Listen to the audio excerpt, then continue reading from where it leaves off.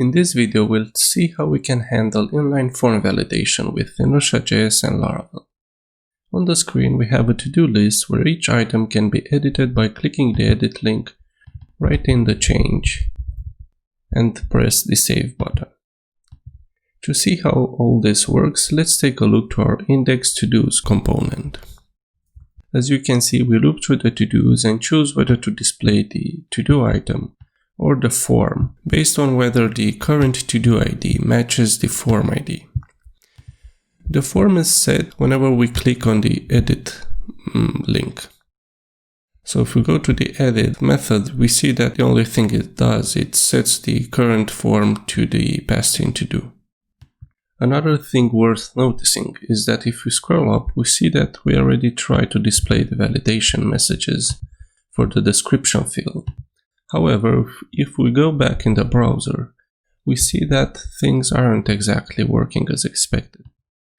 So if I fail the validation error for this to do, we get the error message, which is nice, but it also happens to receive the exact same message for the other fields. To find out why this is happening, let's check what error messages we receive from the server. So if we go to Inertia and check the props, we see that we receive a validation message for the description field. However, there is no way for us to connect this error to the exact form or to-do item that triggered it. In traditional Laravel applications, we already have a solution for this by using named error bags. Whenever you have multiple forms on a page, you can validate the request and place the errors in a named bag that will later on be parsed and displayed on the front end. So let's do just that. Go to the controller and validate using an error bag.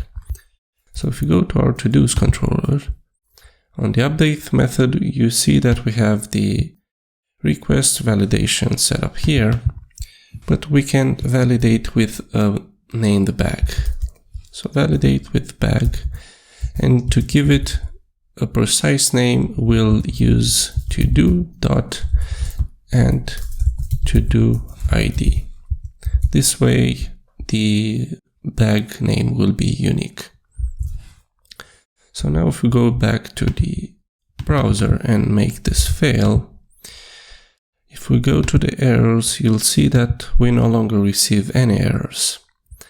So that means we should check what kind of errors or error props are we sharing with Inertia. This is just a custom service provider I use to place all my Inertia related code like versioning and share props like the authenticated user and validation errors. If you go to the validation errors, however, you'll see that we only share the default error bag. But to make our inline forms validation work, we need to share all the error bags, including the custom named ones. So we need to change this method. We start off by creating an empty array and then we loop through the error bags to get their messages. So we'll do bags equals empty array, then for each errors get bags as name bag, bags of name equals bag get messages. And we need to return the bags array. But this should be casted to an object. Let's go back in the browser and see if that worked. So we edit the to-do and make the validation fail. And now if we check the props, you'll see that we now have a named to-do containing the description validation message. The next thing we need to do is to make the actual validation message appear under the form. To do that, let's go to our index to-dos component and make use of the newly named error bags. So here where we check if description has an error, we should also include the error bag. So we have to-do dot form.id, and here we also have this without the dot, and this should work. So if we refresh and fail, we have the validation message. However, if we click on another to do and then come back, we see that the error message is still there.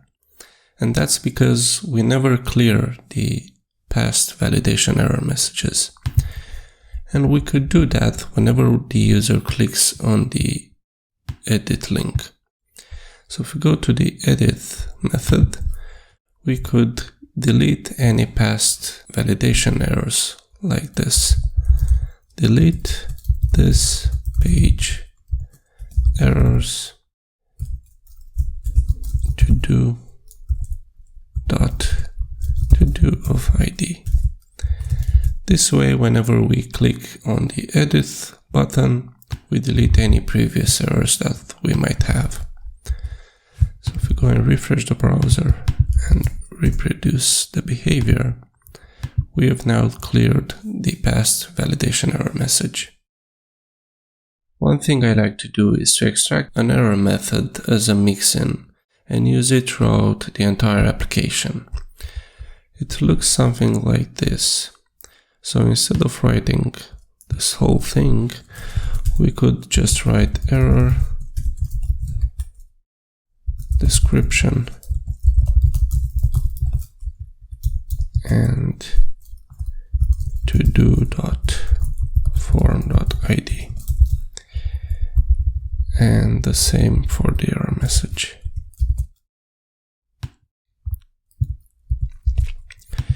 To make this work, we need to go to the app.js file and write it as a mixin.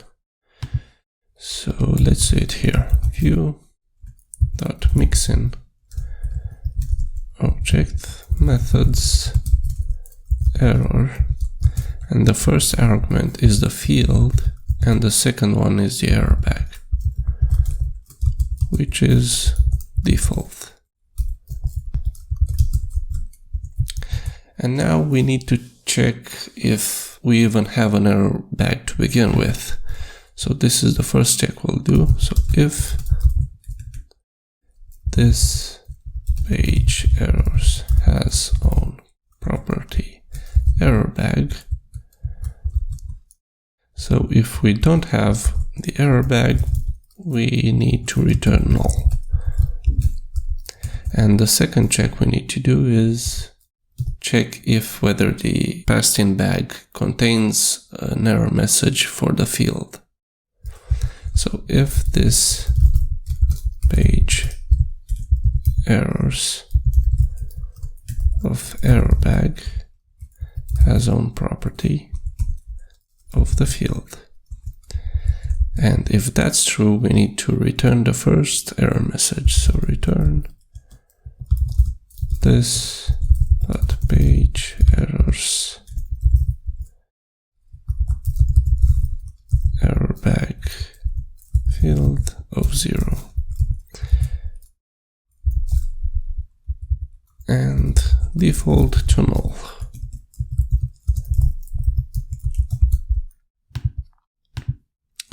I think that's it. If we go in the browser and refresh, make it fail, yes, this works as expected.